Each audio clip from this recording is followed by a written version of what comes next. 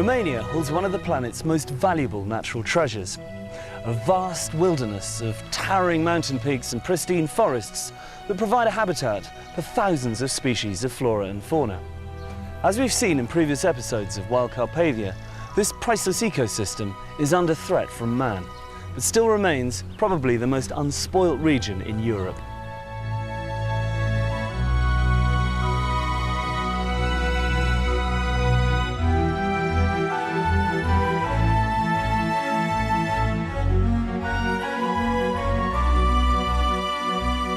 In this, the final part in our trilogy, we'll be travelling north from Transylvania to explore the historic Mare Mureș, a landscape rich in culture, where the old ways are jealously guarded and medieval traditions coexist alongside modern life.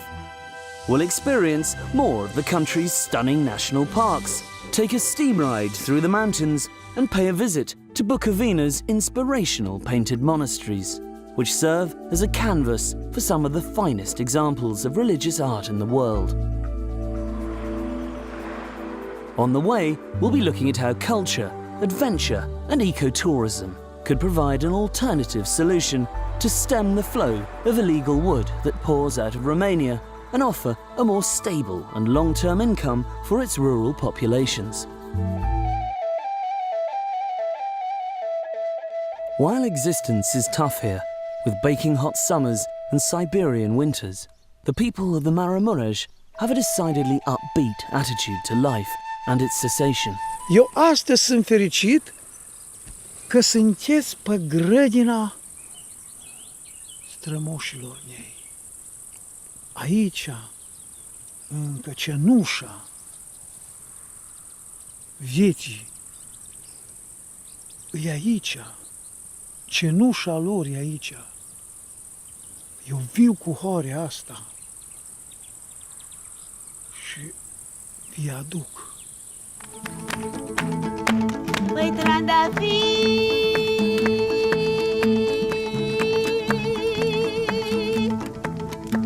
din la Moldova te-aș iubi, dar nu știu vorba. Hei, hei, hei! Măi trandafiri, din la Moldova te-aș iubi, dar nu știu vorba. Lunca-i luncă, iarba-i verde, ce-am iubit nu se mai vede. Ce-a fost verde s-a uscat, măi, ce-am iubit s-a scuturat, măi. Lunca-i luncă, iarba-i verde, ce-am iubit nu se mai vede. Ce-a fost verde s-a uscat, măi, Charlie. Ce-am iubit s-a scuturat, măi. For our final musical destination, the Mare Mureș, we deferred to famous local band Iza and Grigore for what soon became a typical Romanian knees-up, and one that lasted well into the next day.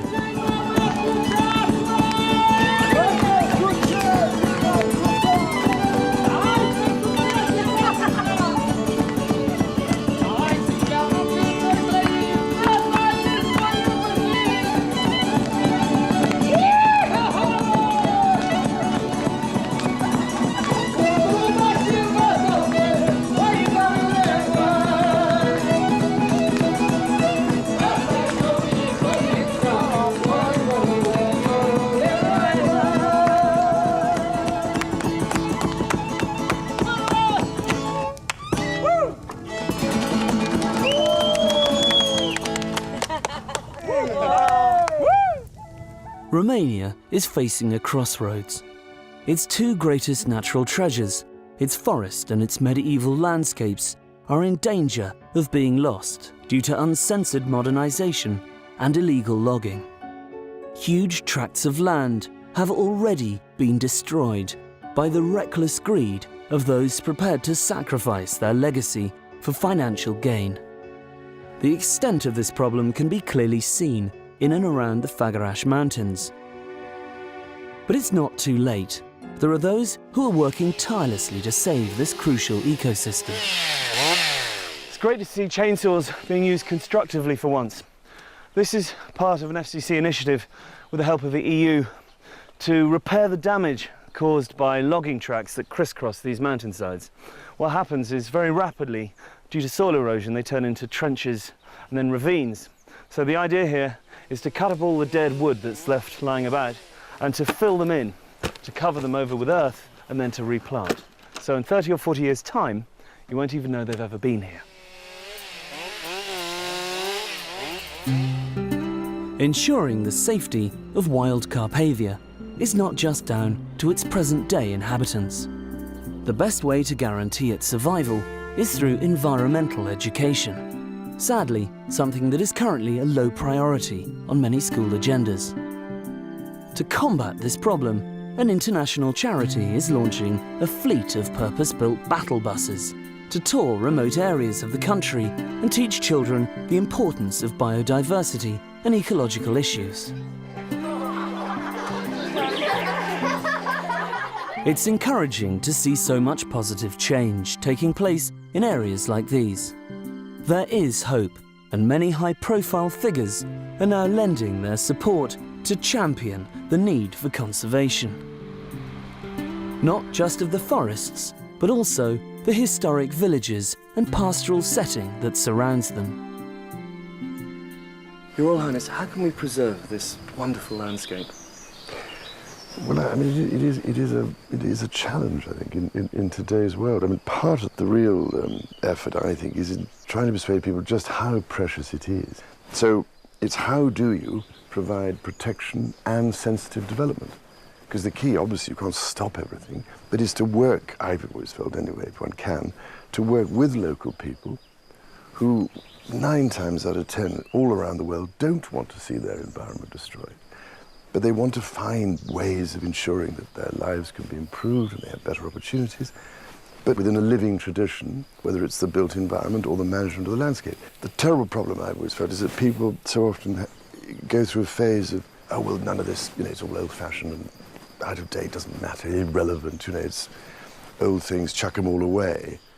But later on, people suddenly realize the value of all this, by which time, if you're not careful, it's too late because you've knocked so many things down or allowed all sorts of insensitive development.